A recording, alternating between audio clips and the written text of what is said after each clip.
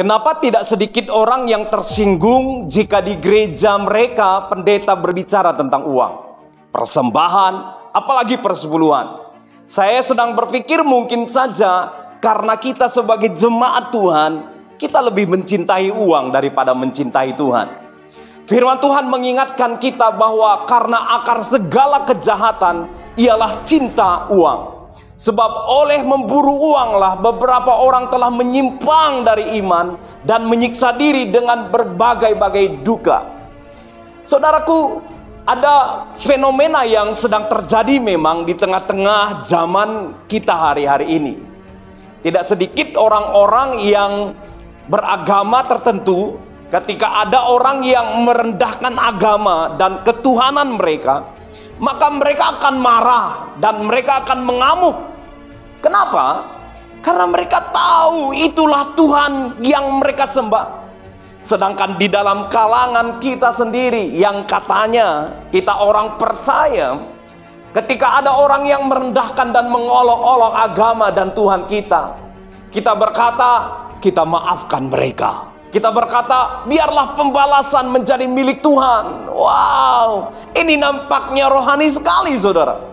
Akan tetapi kalau ada pengkhotbah yang misalnya berbicara tentang keuangan yang merdeka misalnya, atau persembahan misalnya, apalagi kalau berbicara persepuluhan, maka akan cepat sekali terjadi perdebatan.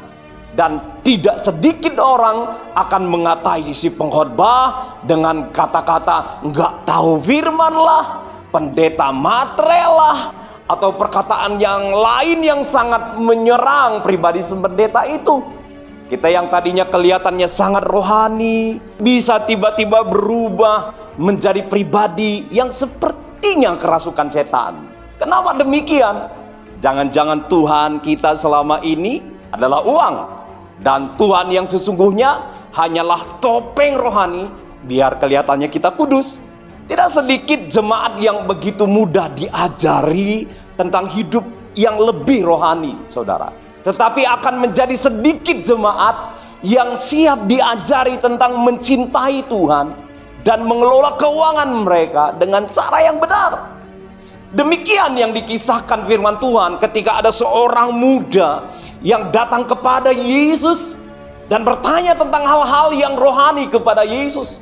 Semua hal yang rohani sepertinya dia lulus dengan nilai yang sangat bagus. Akan tetapi ketika Yesus berbicara tentang pengelolaan keuangan, anak muda ini menjadi sedih dan dia mulai meninggalkan Yesus, saudara. Saudaraku, uang adalah salah satu sarana yang sangat diperlukan dalam setiap pergerakan kita di dunia ini. Setiap orang perlu uang.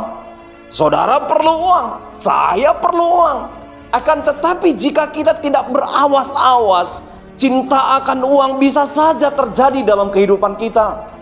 Ketahuilah bahwa uang bukanlah tujuan utama dalam kehidupan, tetapi uang adalah sarana untuk mencapai satu tujuan di dalam Kristus.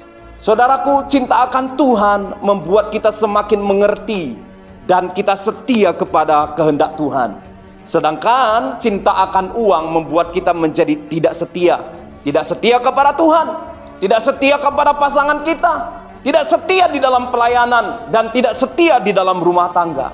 Cinta akan Tuhan membuat kita semakin bermurah hati dan suka menolong orang lain. Tetapi berbanding terbalik, cinta akan uang menjadikan kita pribadi yang sombong dan mementingkan diri sendiri. Cinta akan Tuhan itu menjadikan kita pribadi yang bersyukur. Sedangkan cinta akan uang membawa kita menjadi pribadi yang tidak pernah puas akan keinginan-keinginan kita. Orang-orang yang mencintai uang dan bukan Tuhan akan kehilangan berkat dan kekuatan Tuhan yang sesungguhnya. Justru kita akan jauh dari sukacita, kita jauh dari damai sejahtera, dan hidup kita ada di dalam kegelisahan.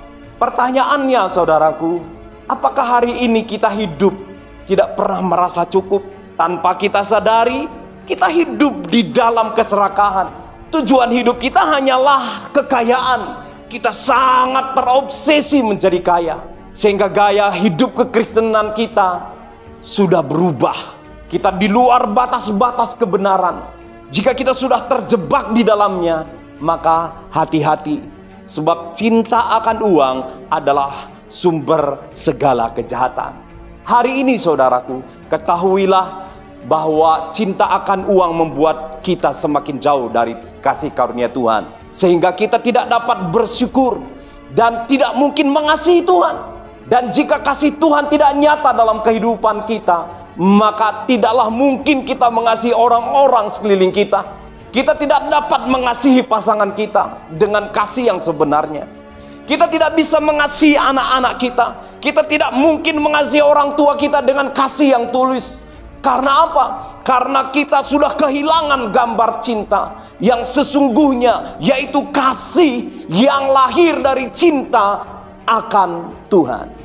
Oleh sebab itu saudaraku, biarlah firman Tuhan hari ini bisa menjadi perenungan bagi saudara dan saya, agar kita tidak terjebak di dalam cinta akan uang, tetapi sebaliknya kita hidup di dalam cinta akan Tuhan. Doa saya hari ini, kiranya Tuhan Yesus menolong kita semua untuk terus mengasihinya lebih daripada apapun juga. Salam berkemenangan di dalam iman. Tuhan Yesus memberkati kita semuanya.